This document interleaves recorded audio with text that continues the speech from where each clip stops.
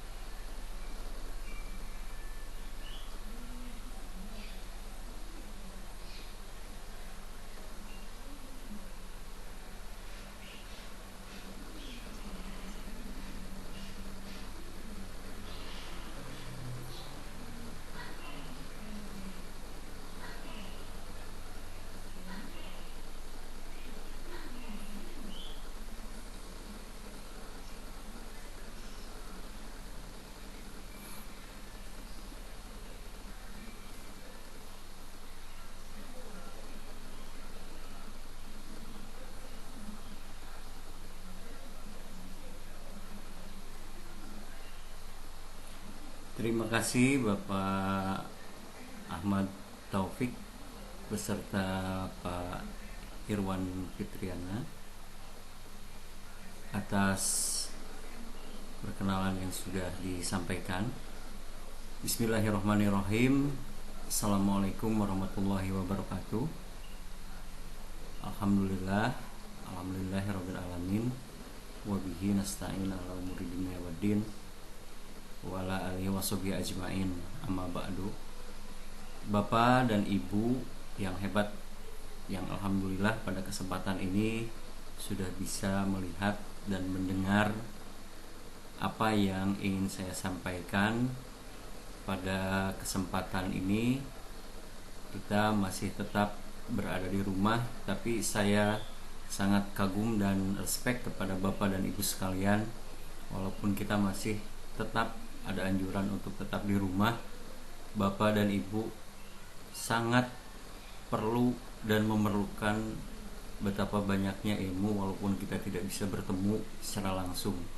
Alhamdulillah pada kesempatan ini di acara PCT batch 6.5.3 alhamdulillah kita bisa dipertemukan dengan Bapak dan Ibu sekalian yang sangat super pada malam hari ini. Pada kesempatan ini saya akan memberikan masukan kepada Bapak dan Ibu, walaupun saya yakin Bapak dan Ibu sudah tahu, apalagi di era globalisasi di industri 4.0 ini, Bapak dan Ibu saya yakin sudah pada tahu, tinggal searching langsung bisa menemukan. Hanya pada kesempatan ini saya hanya mengingatkan dan juga hanya memberikan satu, barangkali ada hal yang lupa sebelum kita beranjak kepada negara lain, setidak-tidaknya kita mengetahui yang ada di negara kita. Intinya adalah 7 fakta geografi Indonesia. Mohon dilanjut Pak Ahmad. Bapak dan Ibu sekalian, berbanggalah jadi warga negara Indonesia karena banyaknya kekayaan alam serta ragam latar budaya yang ada di sini. Banyak sekali keunikan negara kita yang bahkan mungkin kita enggan tahu. Bukan hanya fakta geografisnya saja, tapi juga fakta-fakta budaya ataupun sumber daya manusianya.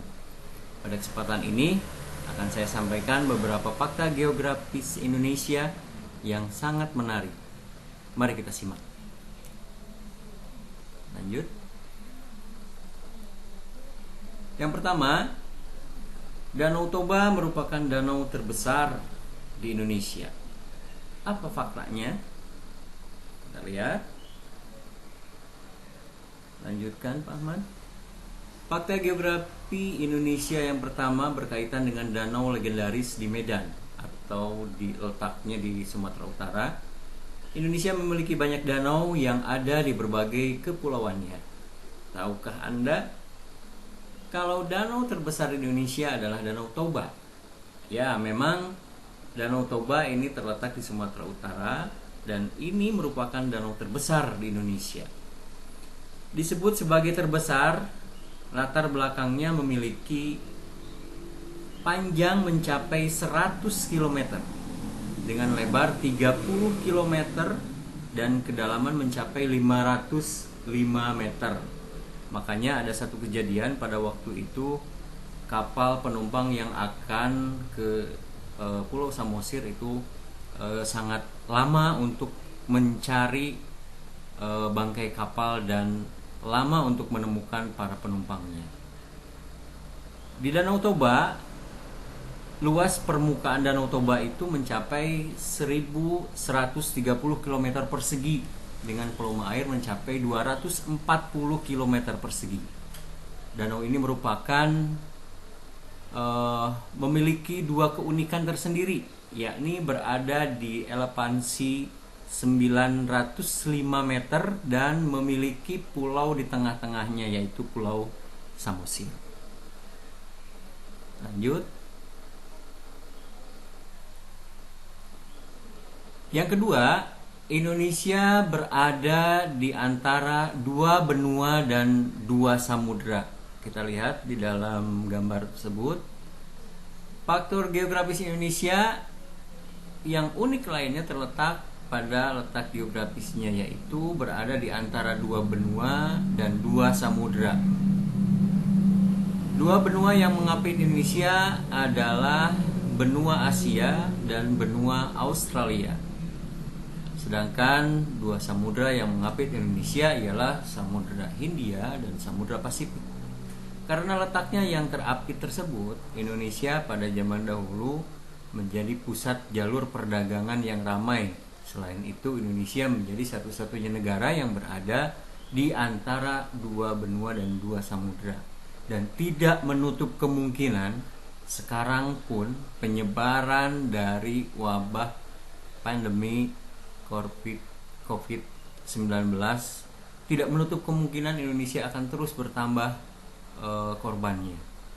Saya yakin kalau dilihat dari hal-hal yang berkaitan dengan masalah sosiologinya, karena adanya mobilitas manusia, kemudian adanya juga fakta kebudayaan orang Indonesia untuk mudik. Makanya pemerintah sekarang untuk melarang orang-orang yang sedang berada di perantauan untuk mudik. Kenapa? Karena saya yakin hal tersebut juga bisa mempengaruhi perkembangan dan bukan menutup kemungkinan untuk tidak bisa memotong mata rantai. Bahkan bisa saja berkembang lebih dari kemungkinan yang ada di negara Cina. Dilanjutkan. Fakta yang ketiga. Kota Bogor merupakan tempat terbasah di Indonesia. Kenapa dikatakan seperti itu?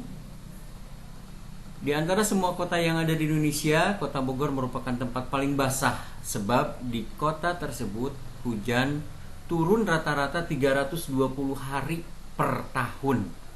Hal itu disebabkan letak Kota Bogor yang memiliki tingkat kelembaban mencapai 70%. Tingginya tingkat kelembaban itu menjadikan daerah Kota Bogor dan sekitarnya sebagai kontribusi hujan yang cukup tinggi. Selain itu, tingkat kelembaban tersebut membuat Kota Bogor jadi sejuk dan jarang bercuaca panas.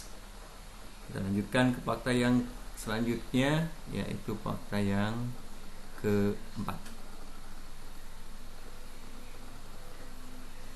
Fakta yang keempat, Nusa Tenggara Timur, tempat terkering di Indonesia. Kenapa dikatakan sebagai tempat terkering di Indonesia? Kalau Kota Bogor merupakan tempat terbasah di Indonesia, maka Provinsi Nusa Tenggara Timur atau NTT merupakan tempat terkering di Indonesia. Hal ini disebabkan oleh lokasi Pulau Nusa Tenggara Timur yang terpapar angin panas dari Australia. Angin panas tersebut membuat kemungkinan curah hujan tidak terlalu besar di Nusa Tenggara Timur. Selain itu, di Nusa Tenggara Timur banyak perbukitan kapur sehingga sulit untuk tanaman tumbuh. Di Nusa Tenggara Timur hanya 1019 meter hujan turun setiap tahunnya, dan 94% hujan tersebut hanya dapat di musim datang, hanya di musim penghujan saja. Demikian untuk fakta yang keempat. Tapi banyak penduduk yang tetap hidup di sana. Yang kelima, Sungai Kapuas merupakan sungai terpanjang di Indonesia. Kita lihat apa faktanya. Sungai Kapuas yang ada di Pulau Kalimantan merupakan sungai terpanjang di Indonesia. Panjang total sungai tersebut mencapai 1178 km. Sungai yang memiliki peranan penting bagi masyarakat di Kalimantan itu terhampar membelah Provinsi Kalimantan Barat. Sungai Kapuas berhulu di Kabupaten Patusibau, melewati Kabupaten Sintang, Sekaldau, Sanggau, dan Pontianak. Sungai ini akhirnya berujung ke arah barat, yakni ke Laut Cina Selatan.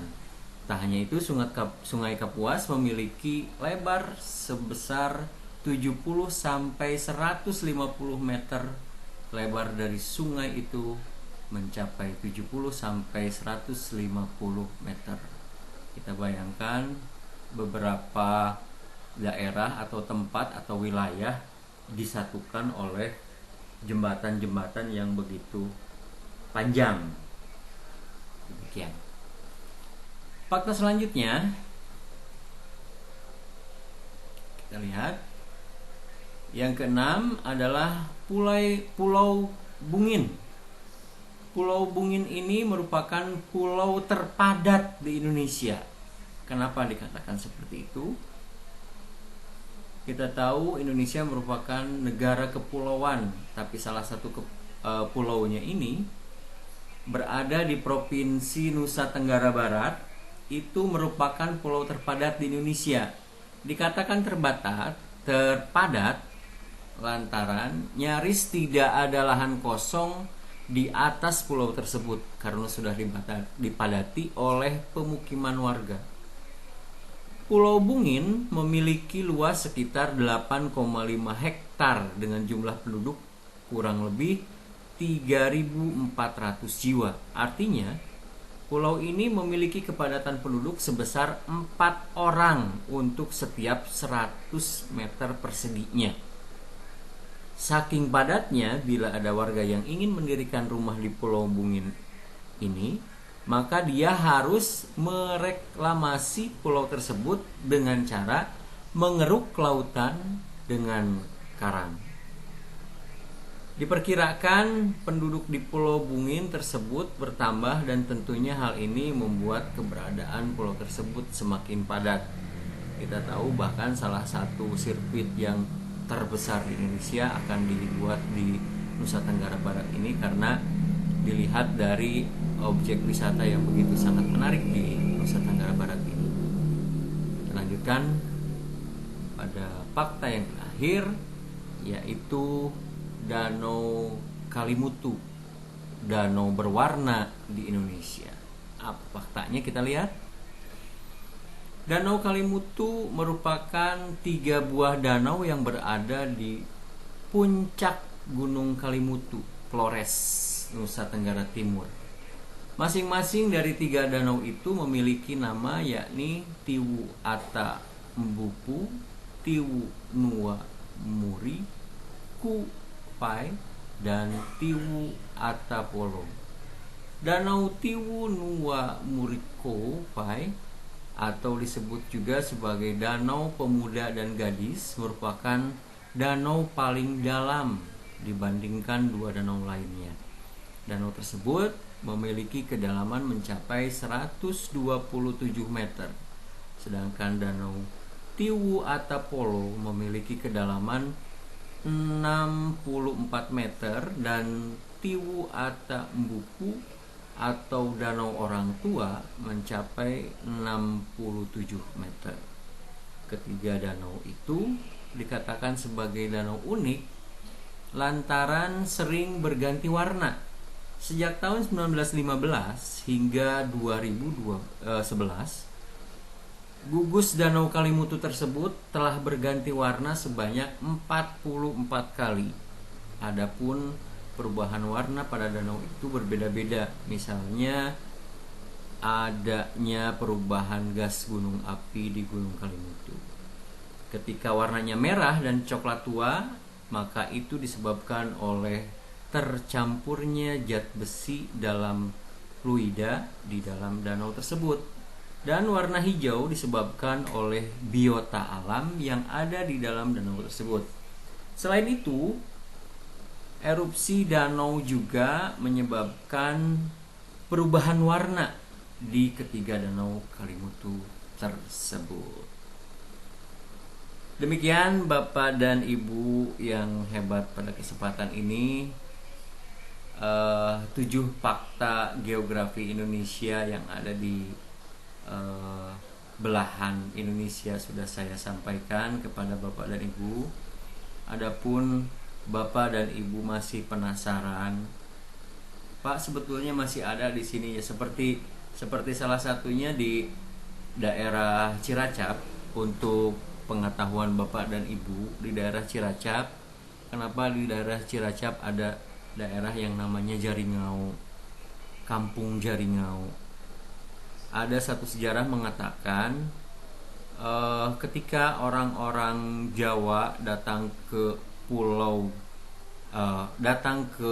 wilayah selatan Jawa Barat, kebetulan pada tahun 1901, di sana kapalnya karam dan masyarakat Jawa tersebut sempat berdiam diri lama. Kemudian makanan sudah habis, persediaan makan sudah habis. Akhirnya mereka merambah ke berbagai daerah yang ada di wilayah Ciracap bagian selatan sebelah sana, kemudian mencari tempat-tempat tertentu dan mendapatkan tanaman tertentu, dan tanaman itu katanya pahit sekali, seperti jaringau.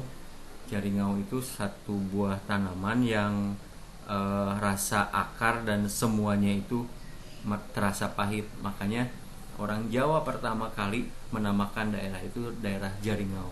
Makanya di wilayah Sukabumi yang hanya ada banyak orang Jawa dan keturunannya itu hanya ada di Kecamatan Ciracap.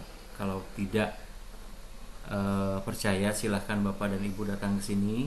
Bahkan kebudayaannya pun seperti kuda lumping yang seperti itu ada di sini. Nanti kalau sudah tidak ada wabah COVID-19. Demikian Bapak dan Ibu. Terima kasih atas perhatiannya. Wassalamualaikum warahmatullahi wabarakatuh. Mangga saya persilakan kembali kepada Pak Ahmad Taufik sebagai moderator. Terima kasih Pak.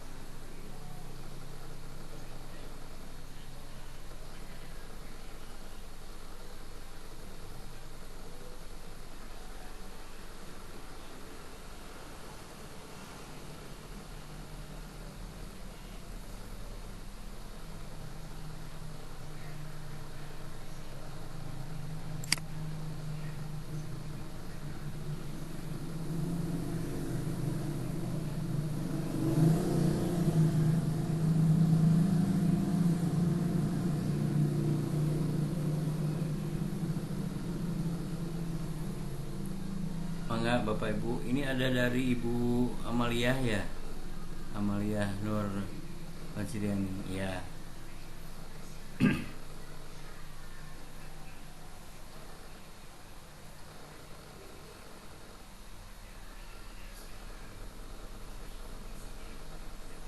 Oke, kita langsung jauh saja ya.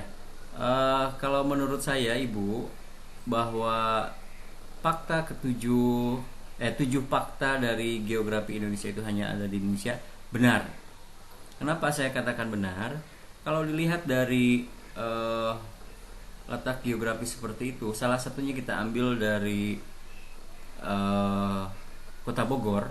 Sebetulnya di dunia itu ada yang lebih lebih dingin atau curah hujannya lebih daripada Bogor. Hanya secara fakta memang Bogor paling dingin dibandingkan yang ada di seluruh Indonesia. Begitu Ibu, salah satunya saja itu. Kemudian tempat yang terkering yang ada di Nusa Tenggara Timur. Memang hal itu terlihat seperti itu, walaupun di Sumatera ada yang disebut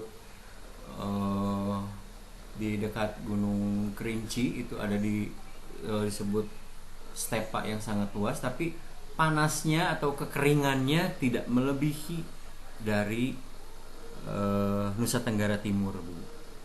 Makanya di Nusa Tenggara Timur itu ada salah satu hewan yang sangat langka dan tidak pernah bisa hidup selain di sana, yaitu di Pulau Komodo. Begitu. Tapi bisa dipelihara di daerah manapun. Mangga Pak, demikian. Sami-sami.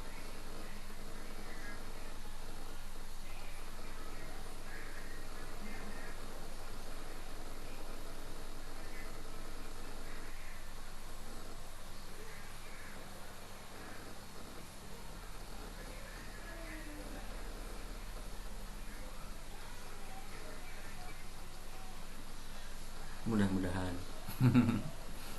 Mudah-mudahan bisa menjawabnya Pak ya.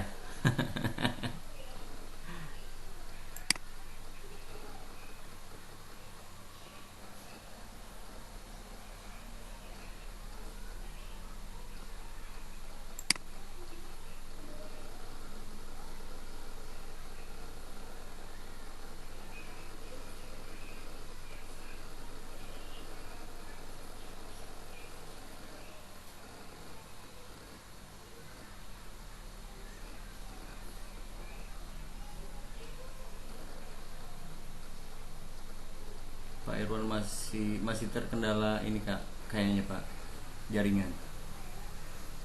Iya. Iya Ibu, mangga.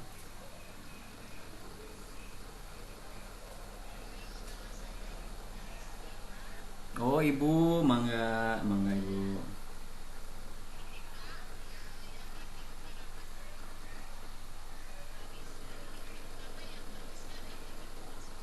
Betul Bu, yang sangat terkenalnya.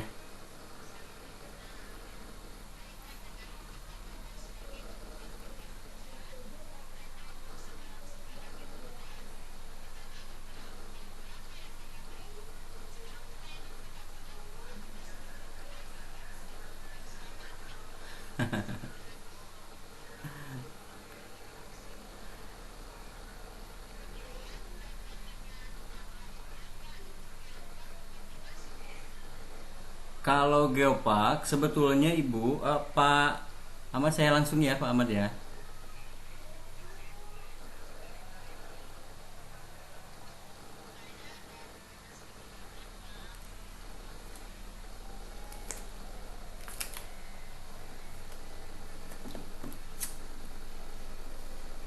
Baik Pak, Bu.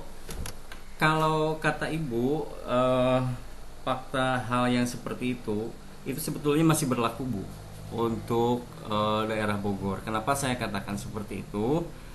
Eh, Rata-rata memang curah hujan menurut BMKG ternyata Bogor itu masih yang terbanyak curah hujannya dibandingkan dengan daerah lain. Maka kalau bilih-bilih ibu penasaran, mangga tinggali ibu dina BMKG di Google. Itu Bogor Bogor sampai detik ini walaupun kita sudah mengalami pergeseran pemanasan bumi, tetap Bu, alhamdulillah Bogor masih seperti itu. Seperti salah satunya Danau Kalimutu. Memang benar Danau Kalimutu itu masuk, hanya satu-satunya yang ada di Indonesia seperti itu. Termasuk geopark. Kenapa geopark tidak masuk? Apalagi geopark yang ada di Jawa Barat. Salah satunya adalah di daerah pesisir pantai selatan. Sebetulnya geopark bukan di Ciamis saja. Itu adalah rangkaian, Bu. Rangkaian dari mulai pesisir pantai selatan, mulai dari Cianjur. Sebetulnya itu dari Cianjur, itu batuannya secara keilmuan menurut kalau tidak salah dulu ada dosen geologi dari Fakultas Geologi yang ada di Unpad mengatakan bahwa batuan yang ada di pesisir pantai Jawa Barat, pantai selatan Jawa Barat, mulai dari Cianjur sampai dengan Pelabuhan Ratu, itu memang usianya itu hampir sama, 60 juta tahun yang lalu katanya, Bu, seperti itu. Saya sempat ngobrol-ngobrol dulu juga. Kenapa seperti itu? Masih ada yang paling tua, Bu. Makanya geopark tidak, kawasan geopark itu banyak yang salah persepsi. Geopark itu Ciletuh Pelabuhan Ratu, bukan Ciletuh Pelabuhan Ratu sebetulnya. Itu antara Ciletuh dan Pelabuhan Ratu. Jadi paparannya itu masuk ke dalam batuan tua di situ. Hanya bukti-buktinya memang banyak ditemukan di daerah Ciletuh. Kalau di Pelabuhan Ratu itu rata-rata ada batuan megalit, Bu. Batuan besar. Megalitikum ya. Kalau lebih jelasnya Ibu mangga ke Museum Bojong Kokosan, Bu. Ada di sana. Begitu, Ibu. Sami-sami, Ibu. Mangga Pak Ahmad.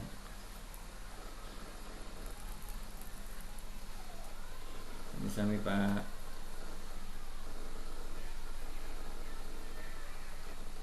Ya.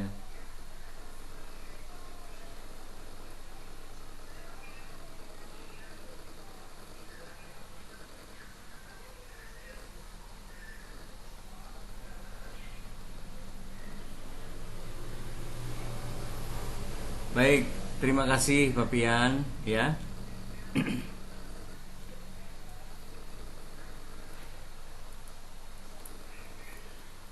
Jadi Lempeng Cimandiri itu termasuk ke dalam Sirkum Pasifik. Ada dua sirkum, Sirkum Mediterania dan Sirkum Pasifik. Sirkum Pasifik itu awalnya atau uratnya itu ada di Jepang. Makanya di Jepang itu setiap detik itu pasti akan ada pergeseran dan pasti akan ada terjadinya gempa. Nah, kenapa Lempeng Cimandiri yang katanya kalau terjadi pergeseran akan menimbulkan gempa ya, dan tsunami besar? Fakta alam apa yang menyebabkan hal itu? Faktanya dari pergeseran tersebut karena dekat dengan arah atau garis pantai, Pak. Jadi kebanyakan yang masih aktif itu di dalam pantai, terutama sekali pegunungan-pegunungan yang di dalam pantai. Salah satu contohnya adalah anak Gunung Krakatau. Anak Gunung Krakatau baru anaknya saja dengan adanya pergeseran lempeng akibat adanya tekanan dari bawah ke atas itu paling kecil tahun yang lalu seperti itu. Baru skala Richter di bawah 8 skala Richter gitu. Mungkin itu faktanya, tapi wallahu alam, hanya Allah yang tahu hal itu terjadi gitu. Demikian Pak, mangga.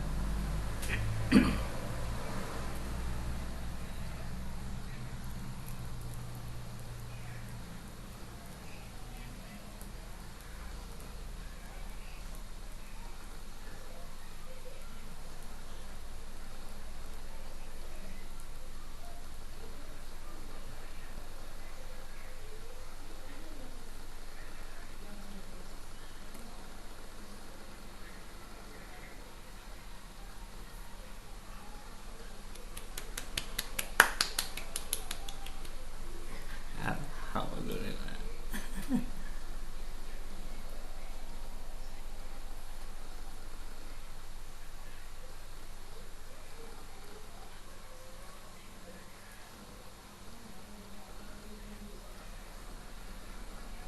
Waalaikumsalam warahmatullahi wabarakatuh.